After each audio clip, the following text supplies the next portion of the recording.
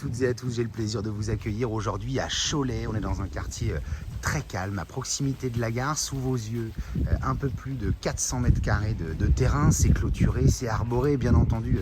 Projetez-vous lorsque nous avons du soleil et un visuel sur cette façade qui avait été repeinte. Ça donne un petit cachet assez sympa. Une très belle terrasse également comme neuve. Et pour les plus curieux, donc à la fin de la vidéo, eh bien, vous aurez la chance de découvrir le sous-sol avec le garage et les diverses pièces annexes.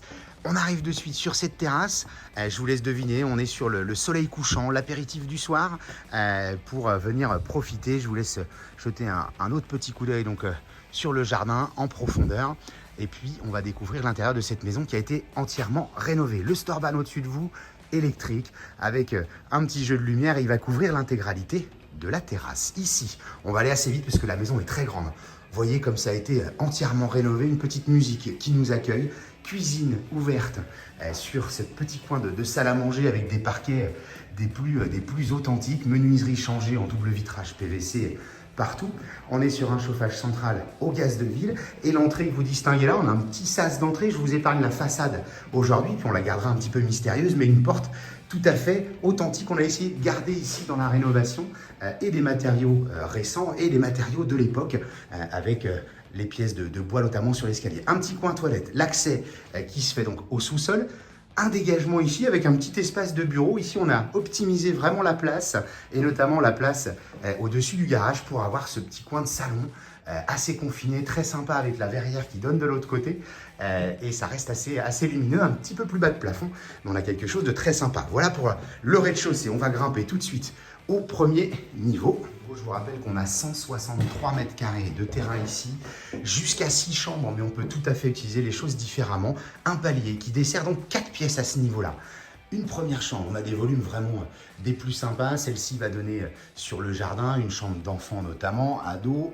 Une deuxième chambre ici, sa petite sœur dans le même esprit au niveau des surfaces. Une salle d'eau, donc là on est sur une douche, plus le lavabo bien sûr. Et ici c'est utilisé comme un deuxième salon, le petit coin salon télé. Autant en bas c'est plutôt le coin salon pour recevoir, mais ici le coin télévisuel, mais à défaut 4 chambres comme je vous le disais. La petite dernière ici avec des grands rangements. Un coin toilette là aussi. Et puis enfin à l'étage on va aller découvrir ce qui était certainement autrefois un grenier qui a été entièrement exploité. Regardez aussi les parquets comme ça se faisait à l'époque, avec une grande pièce ici qui pourrait être une chambre, une salle de musique, un bureau. Je laisse à chacun l'imagination pour aménager tout cela.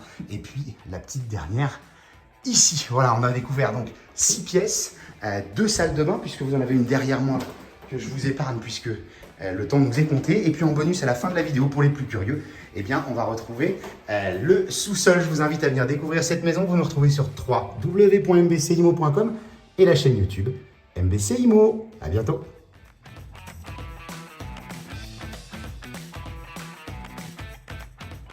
Voilà, et donc pour les plus curieux, directement au départ du hall d'entrée, eh bien on va avoir l'accès au sous-sol qui va se faire par ici. Très succinctement, une première pièce de lingerie ici, avec donc l'accès sous la terrasse dont on parlait tout à l'heure. Ici, une pièce, un squat, une cave, comme on le sent, mais un petit espace pour les jeunes avec de la ventilation. Ça donne à l'extérieur. Et puis, une petite pièce ici que je vous épargne, mais on a une pièce de cave. Et pour terminer, le garage que vous avez en visuel ici, portail électrique. Et puis derrière nous, eh bien, on va retrouver la petite porte aussi qui donne sur le jardin. Je vous dis à très bientôt.